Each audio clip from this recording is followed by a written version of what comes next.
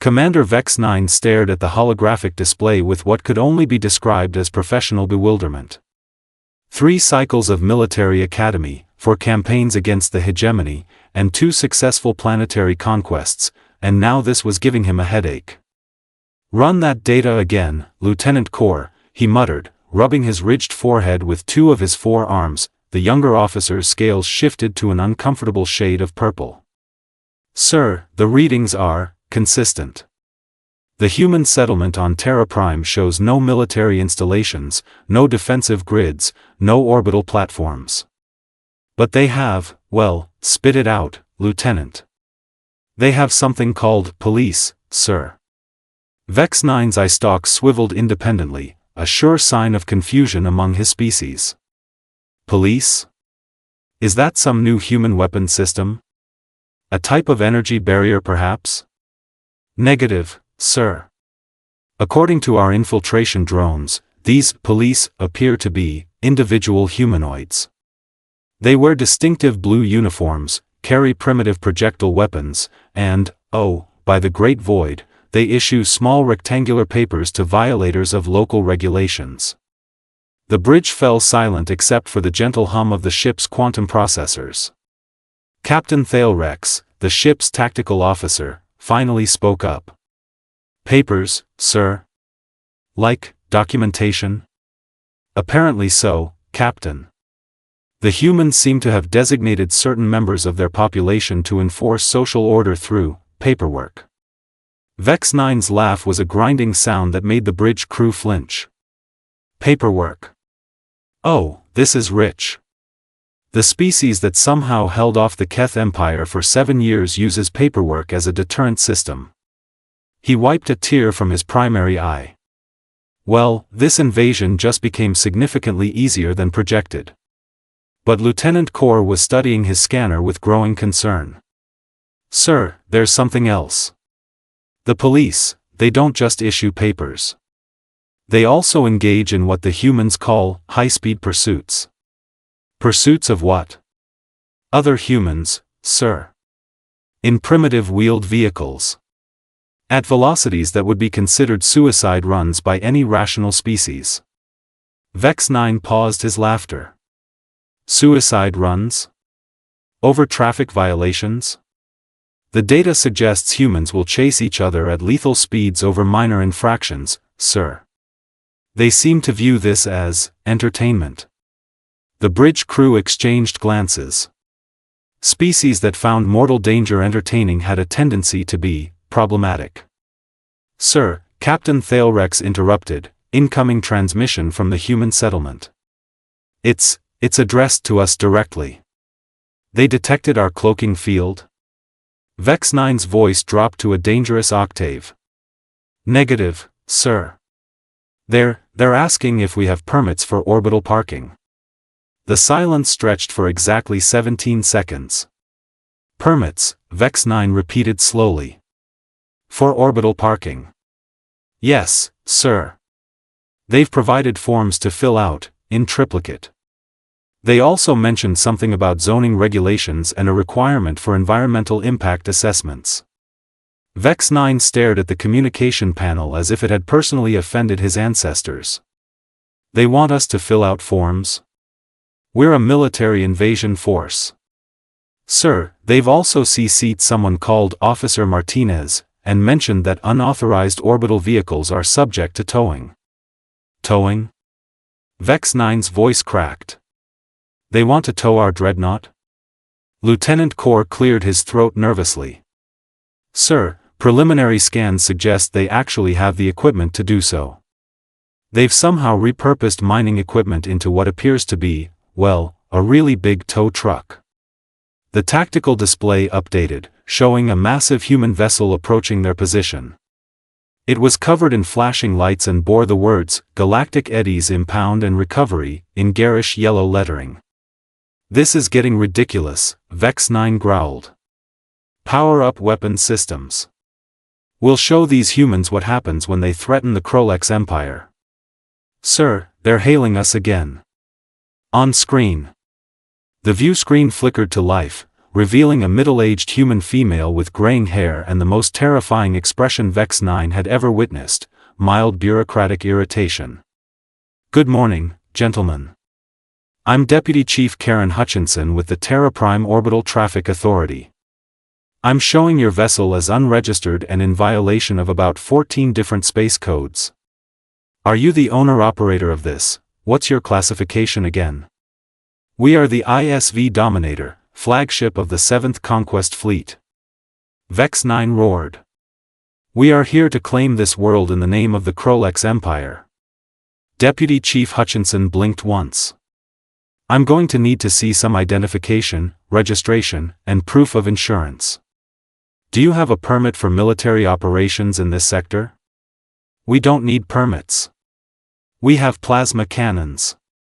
"Sir, I'm going to have to ask you to calm down. Threatening a peace officer is a felony under Terra Prime Statute 247.3. Also, discharging weapons in a residential space zone carries a fine of 50,000 credits per incident." "Residential space zone?" Vex-Nine's voice reached frequencies that made the bridge windows vibrate. "Sir, please control your volume. Noise ordinances are strictly enforced in this sector between 2200 and 0600 hours. Captain Thalrex leaned over to whisper, "Sir, it's currently 2330 hours local time." Deputy Chief Hutchinson consulted a tablet.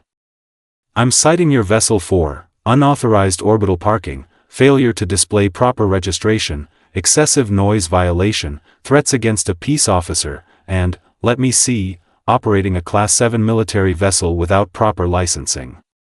She looked up pleasantly. "That's going to be about 200,000 credits in fines, plus court costs." "Court costs?" "Sir, you're accumulating additional noise violations. I'm going to have to ask you to accompany me to the station for processing." Vex-Nine turned to his crew with wild eyes. "Tell me we have enough firepower to vaporize that tow truck." "Sir," Lieutenant Core said quietly, "sensors indicate it's equipped with some sort of energy absorption field. Also, there appear to be 17 more police vehicles approaching our position." 17? How many police does one human settlement need? "According to the database, sir, they have 3,400,000 active officers planet-wide." The number hit Vex-Nine like a physical blow. 3 million? For one planet? "Sir, they also have something called Traffic Court, which apparently processes 47 million violations annually." 47 million. Vex-Nine slumped in his command chair. "They process more violations in a year than we have citizens in the entire empire." Deputy Chief Hutchinson's voice crackled through the speakers. "I'm going to need you to power down your weapons systems and prepare for boarding. We have a nice holding cell prepared for you while we sort out the paperwork." "Paperwork," Vex-Nine whispered. "It always comes back to paperwork." "Sir," Captain Thalrex said carefully, "the human tow truck is attaching some sort of clamps to our hull. They're actually doing it. They're actually impounding our dreadnought." "Sir, Deputy Chief Hutchinson is asking if you'd like to call someone to arrange bail." Vex-Nine closed all four eyes. "Get me Admiral Zorth on the quantum comm. Tell him the invasion has encountered unexpected legal complications." "Sir, what should I tell the rest of the fleet?" "Tell them to stay in hyperspace, and for the love of the void, tell them to get permits first."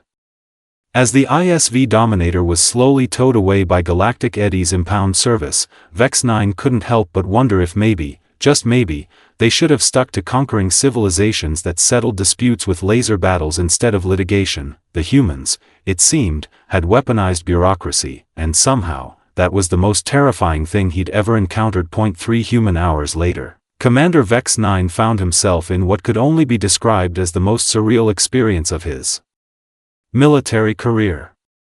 He sat in a sterile white room, handcuffed to a metal table, facing Detective Marcus Webb across a surface covered in manila folders.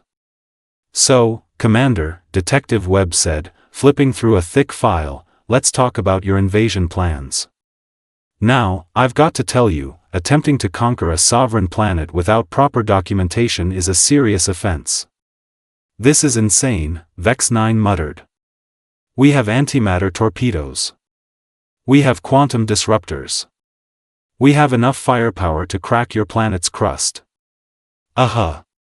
Detective Webb made a note. And do you have permits for any of those weapons? We don't need permits.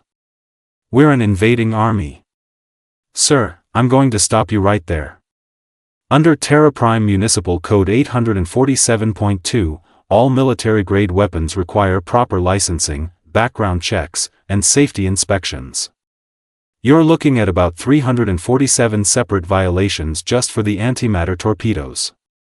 Vex-Nine's eye stalks drooped. Background checks? For weapons of mass destruction? Standard procedure. We also need to see your environmental impact assessment for the quantum disruptors. Those things can really mess up the local ecosystem. Meanwhile, back on the ISV Dominator, Lieutenant Core was having his own bureaucratic nightmare. The ship's impound lot was apparently run by a cheerful human named Eddie who seemed genuinely excited about processing their paperwork. So, this is your first time being towed, huh? Eddie asked, clipboard in hand. Don't worry, happens to the best of us. I once impounded the Vegan Trade Federation's entire diplomatic convoy. Turns out they parked in a loading zone. This is a military vessel, Core protested weakly. We're not supposed to be towed. Hey, rules are rules, buddy. Your commander should have read the parking signs. They're clearly posted in 17 different languages, including, let me see, Krolex Standard. No excuse there. Captain Thalrex, who was filling out forms at a nearby desk, looked up with the expression of someone whose sanity had taken a long vacation. Eddie, how many forms are there exactly? For a Class 7 military vessel with weapons violations? Oh, about 236. But don't worry, I've got them color-coded by importance. The pink ones are for the antimatter storage violations, the yellow ones are for the unregistered AI systems, and the red ones. Eddie paused dramatically. The red ones are for not having proper insurance. Insurance, Thalrex repeated flatly. On a warship. Buddy, you wouldn't believe the damage claims we get. Remember when the Hegemony tried to invade last year? Their fleet commander accidentally rear-ended a school bus during his dramatic entrance. The liability lawsuits are still ongoing. Back in the interrogation room, Detective Webb was explaining the finer points of human law enforcement to an increasingly bewildered Vex-Nine. See, the thing about police work, Webb said, leaning back in his chair, is that it's all about de-escalation. We prefer to solve problems without violence. It's more efficient. Efficient? Vex-Nine laughed bitterly. You've trapped an entire invasion fleet with paperwork. How is that efficient? Well, let's see. Traditional military response would involve casualties, property damage, resource expenditure, and probably months of cleanup. My way? We process your violation, you pay your fines, and everyone goes home happy. No casualties, minimal paperwork, and the city makes a nice profit from the citation fees. But you're not even intimidated by us. We're the Krolex Empire. We've conquered 17 star systems. Webb shrugged. Yeah, I pulled your records. Looks like you've got quite the rap sheet. Unauthorized territorial expansion, failure to file proper invasion notices, multiple violations of interstellar law. He looked up with a grin. You know what this makes you? Repeat offenders. That's an automatic sentence enhancement. Sentence enhancement? Vex-Nine's voice cracked. Community service. You'll be working highway cleanup for the next 6 months. At that moment, the interrogation room door burst open. Admiral Zorth, commander of the Krolex 7th Fleet, strode in with all the authority his rank commanded. Commander Vex-Nine. What is the meaning of this embarrassment? Admiral. Thank the void you're here. These humans have some sort of legal weapon system. They've completely neutralized our invasion force with municipal ordinances. Admiral Zorth turned to Detective Webb. I am Admiral Zorth of the Krolex Empire. I demand the immediate release of my officers and the return of our vessels. Webb stood up politely. Admiral, I'm going to need to see some identification. Also, are you here in an official capacity? Because if so, I need to inform you that you're required to register with the Diplomatic Services Office before conducting any official business. Diplomatic Services Office? Admiral Zorth's confident demeanor began to crack. I'm not a diplomat. I'm a military commander. Sir, according to Terra Prime Statute 1247.8, any off-world official conducting business on our territory needs proper diplomatic credentials. Otherwise, you're just another tourist, and tourists don't have authority to demand anything. Tourist? Admiral Zorth's voice rose to a pitch that made the windows vibrate. I command 600 warships. Sir, I'm going to have to ask you to control your volume. We have noise ordinances in this building. Lieutenant Core chose that moment to appear in the doorway, looking like someone who'd been through a particularly brutal accounting exam. Admiral, I've completed the preliminary paperwork for the impound release, but there's a problem. What kind of problem? The fines total approximately 8 million credits, sir. And they only accept local currency. Also, we need to provide proof of insurance before they'll release the ship. Admiral Zorth stared at his subordinate. 8 million credits? For parking violations? And noise violations, sir. And weapons violations. And failure to register as a foreign military vessel. And improper waste disposal. Apparently, dumping plasma exhaust in residential space zones is a serious environmental offense. Detective Webb consulted his tablet. Admiral, there's also the matter of your fleet's current position. Traffic control is reporting that your remaining ships are blocking 3 major shipping lanes. That's about 40,000 credits per hour in obstruction fines. Per hour? Admiral Zorth's knees buckled slightly. Sir, I'd strongly recommend moving your fleet to the designated parking area. There's a small fee for extended orbital parking, but it's much cheaper than the obstruction fines. How much cheaper? Only 50 credits per ship per day. Admiral Zorth did some quick mental math. That's 30,000 credits per day for the entire fleet. Much more reasonable than the alternative, sir. There was a long pause as Admiral Zorth processed this information. Finally, he turned to Detective Webb with the expression of a man who just realized he was trapped in a beautifully designed bureaucratic maze. Detective Webb, I need to ask you something, and I want a straight answer. Of course, Admiral.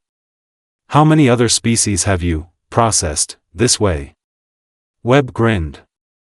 Well, let's see.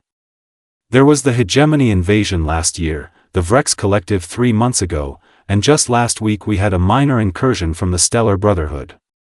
They tried to claim our asteroid belt for mining rights. And what happened to them? Oh, they're still here. Turns out they didn't have proper mining permits. They're working through the Environmental Protection Agency approval process now. Should only take about 18 months. Admiral Zorth closed his eyes. 18 months. Maybe longer if they fail the environmental impact assessment. We're very strict about asteroid mining safety protocols.